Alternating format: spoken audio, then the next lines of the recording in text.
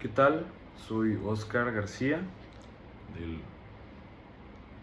grupo N24 y el tema que elegí fue el neomarxismo. A guisa de introducción, el neomarxismo es un enfoque teórico y político que busca adaptar los principios del marxismo a la realidad y las problemáticas específicas de la región latinoamericana. Que claro que vamos a hablar específicamente de Latinoamérica.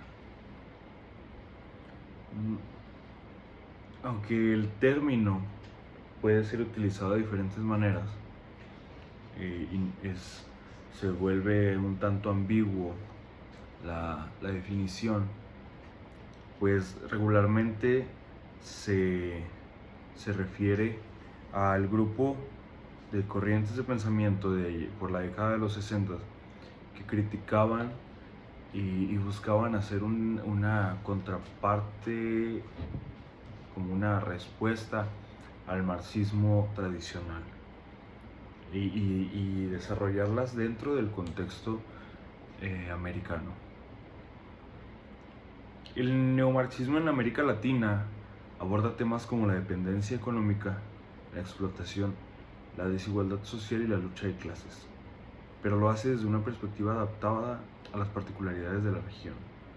Algunos de los principales exponentes del neomarxismo en América Latina son, por ejemplo, en cuanto a la teoría de dependencia, Rui Mauro Marini, Teotonio dos Santos y Vania Vampira. ¿Qué es la teoría de la dependencia?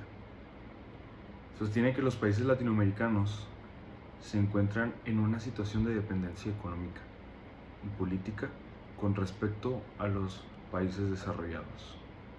Se enfoca en analizar las relaciones de dominación y explotación entre el centro y la periferia y plantea la necesidad de romper con esta dependencia para lograr un desarrollo autónomo y una mayor justicia social.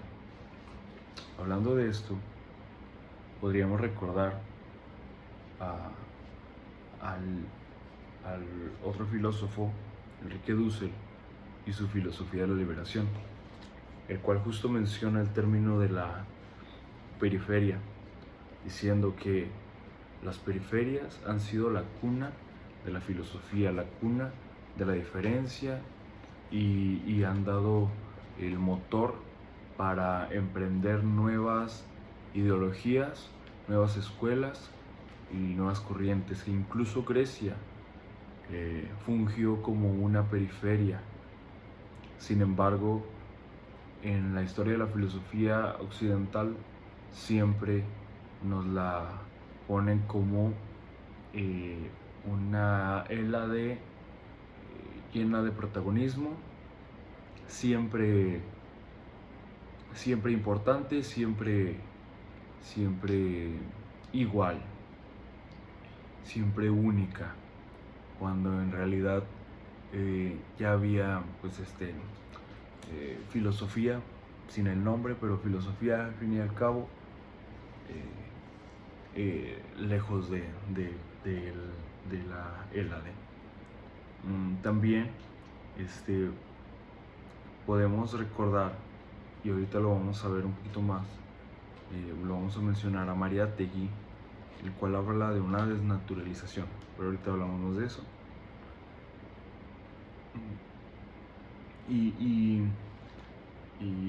bueno, porque el siguiente punto es el marxismo indigenista, que está influenciado por las ideas de José Carlos Mariátegui y otros tantos pensadores latinoamericanos. Se centra en la lucha de los pueblos indígenas contra la opresión y la explotación, y busca la integración de la cuestión indígena en el análisis marxista de la realidad latinoamericana.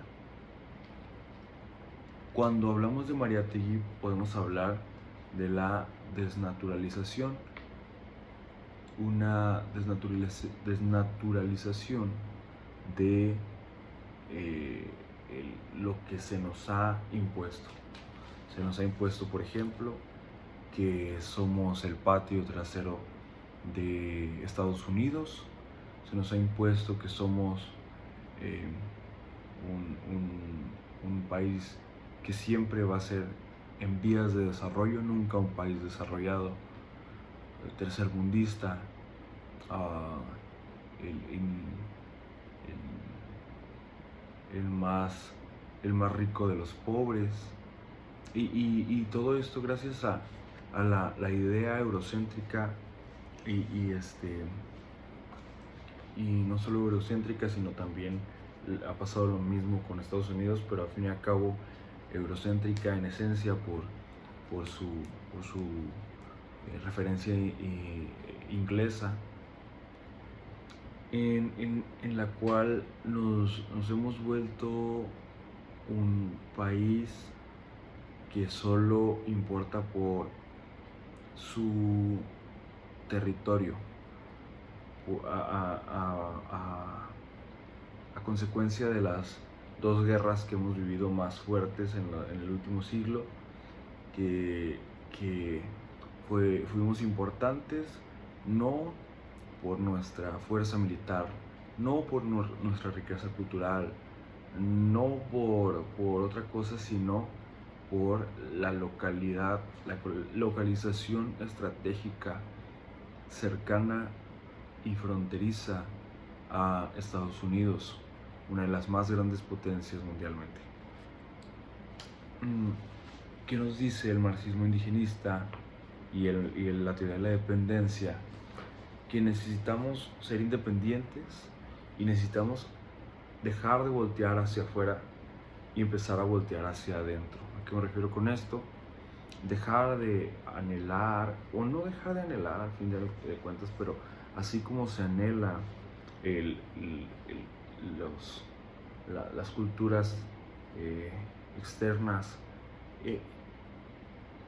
anhelar, desear, buscar y apoyar las culturas americanas, nativas, originarias.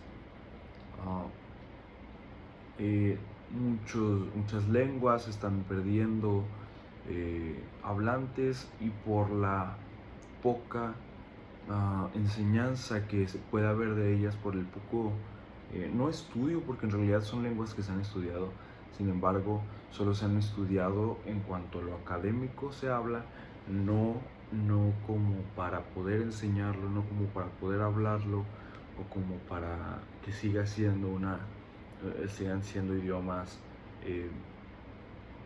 importantes en la región. Un ejemplo es el náhuatl, el maya, y esos solo son dos, el tarahumara, por ejemplo, también.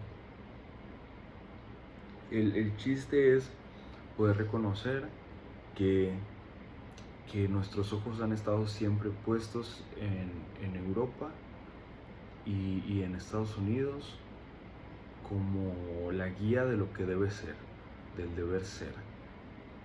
Y justamente Enrique Dussel habla del ser humano como un ente ético situado, ente epistemológico ético situado, algo así, que se refiere a que dependiendo su situación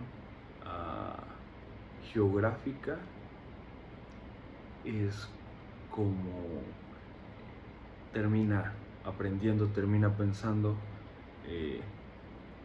y debemos desnaturalizarnos, como decía Mariátegui, de estas ideas del deber ser como europeo, deber ser como americano, norteamericano. Bueno, entonces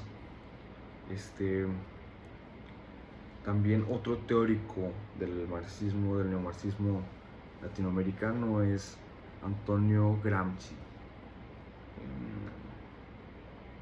Se enfoca en el análisis de las relaciones de poder y las construcciones de la hegemonía en la sociedad.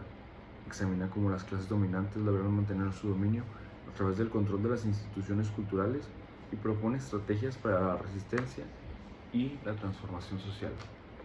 Y con esto me recordaba mucho, no sé qué tan ortodoxo pudiera ser, dependiendo cómo se ve el neomarxismo, porque hablábamos al principio que es en realidad un término bastante ambiguo por la manera en la que se presenta, pero me recuerda mucho, me remonta al Ejército Zapatista de Liberación Nacional, este ejército que justamente andaba con una bandera de ideales marxistas, no sé qué tan neomarxistas, igual, repito, dependiendo la concepción que se tenga del término, pero justamente buscando esto, ¿no?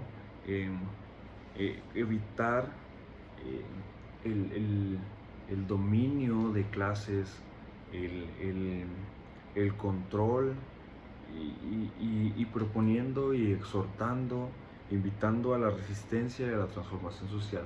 Una resistencia en realidad pocas veces rebelde, siempre más bien como con una firmeza excepcional, con unos ideales bien claros que son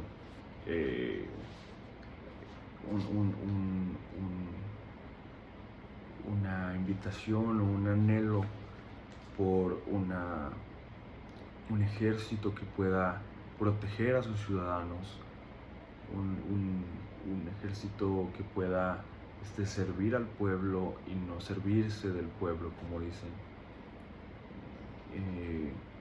Esto hablando como gobierno y pueblo, ¿no? Pero también hablando acerca de la clase alta y la clase baja, si solo podemos ponerlo así, muy maniqueístamente hablando, ¿no? Entonces, estas son las ideas de Gramsci, ¿no? Gramsci, como lo pronuncien. Es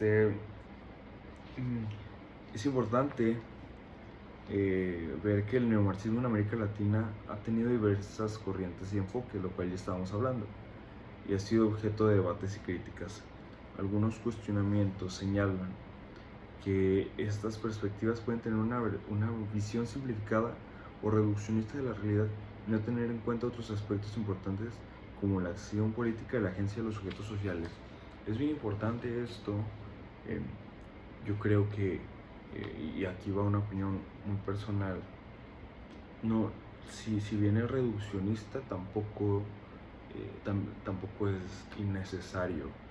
Porque si nos ponemos siempre a dividir de más, por ejemplo, no sé, poder decir, no solo existe la clase alta y la clase baja, también existe un rango medio, clase media. Bueno, en realidad hasta en la clase media hay alta y baja, clase media alta, clase media baja, clase alta baja, clase alta alta, clase baja baja, clase baja alta.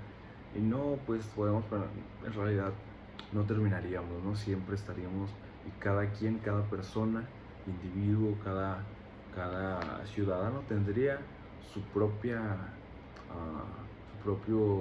estrato, socioeconómicamente hablando. Entonces es necesario en estos casos para mí irse a ese extremo, reduccionista tal vez, maniqueísta tal vez, radical tal vez, pero muchas veces una respuesta radical a un gobierno, a unas ideas radicales, termina dando una buena pelea, ¿no? Que creo que es bastante necesario en México, es bastante necesario en Latinoamérica en general, y lo hemos visto en gobiernos como el gobierno cubano, como el gobierno de Venezuela, con Fidel, lo hemos visto, no hablando específicamente de países queriendo ser comunistas, sino de países en los que ha habido personajes totalitarios. Aquí hemos tenido a Peña Nieto, que que muchos consideran que fue el autor intelectual, junto con otros individuos, la desaparición de los 43 normalistas en Ayotzinapa.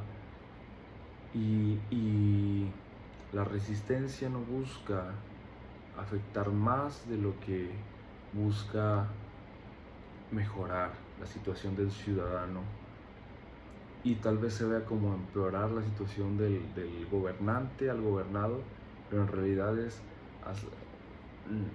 bajar de lo justo. Nos podemos meter en muchos problemas aquí: qué es lo justo, qué es lo injusto, esto da para más, pero en realidad yo creo que en esencia podemos ver en el neomarxismo unos ideales radicales como muy buena respuesta a unos gobiernos, no solo hablando del Estado, sino hablando de clases, un gobierno totalitario. Gracias.